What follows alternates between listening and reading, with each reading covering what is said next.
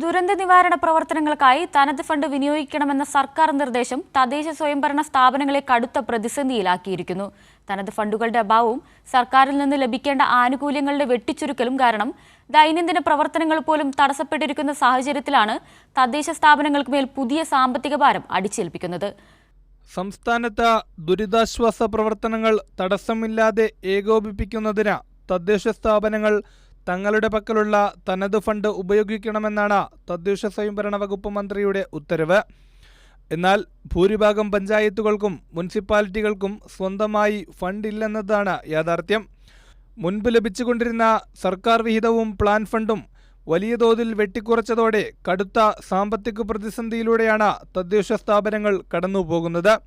സ്ഥാപനങ്ങളുടെ ദൈനംദിന ഭരണനിർവഹണത്തിന് പണമില്ലാതെ ഭരണസമിതികൾ ബുദ്ധിമുട്ടുമ്പോഴാണ് ദുരന്ത നിവാരണത്തിന് സ്വയം പണം കണ്ടെത്തണമെന്ന സർക്കാരിൻ്റെ ഉത്തരവെത്തിയിരിക്കുന്നത്. നമ്മുടെ തനത് ഫണ്ട് നമ്മൾ വർദ്ധിപ്പിച്ചു കൊള്ളണം എന്നാണ് പുതിയ നിർദ്ദേശം വന്നിട്ടുള്ളത്.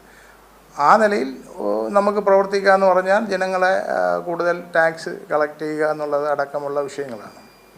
അപ്പോൾ അതിൽ നമുക്ക് എത്രമാത്രം പെട്ടെന്ന് മുന്നോട്ട് കയറി വരാൻ കഴിയുമെന്ന് പറയാൻ പറ്റില്ല.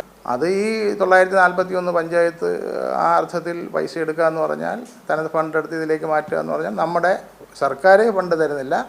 നമുക്ക് തനതായി എന്തെങ്കിലും പ്രാദേശികമായി ചെയ്യേണ്ടുന്ന വിഷയങ്ങൾക്ക് കൂടിയുള്ള ഫണ്ട് അതിലേക്ക് ഇങ്ങനെ മാറുക എന്ന് പറഞ്ഞാൽ വലിയ പ്രതിസന്ധിയിലേക്കാണ് നമ്മൾ പോകുന്നത്.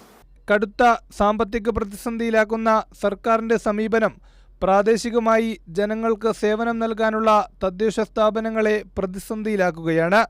അടിയന്തരമായി പ്രത്യേക ഫണ്ട് അനുവദിക്കാൻ സർക്കാർ തയ്യാറായില്ലെങ്കിൽ സംസ്ഥാനത്തെ ദുരന്ത നിവാരണ പ്രവർത്തനങ്ങൾ പൂർണ്ണമായും അവതാളത്തിലാകും. കൈരളി ന്യൂസ്, തിരുവനന്തപുരം.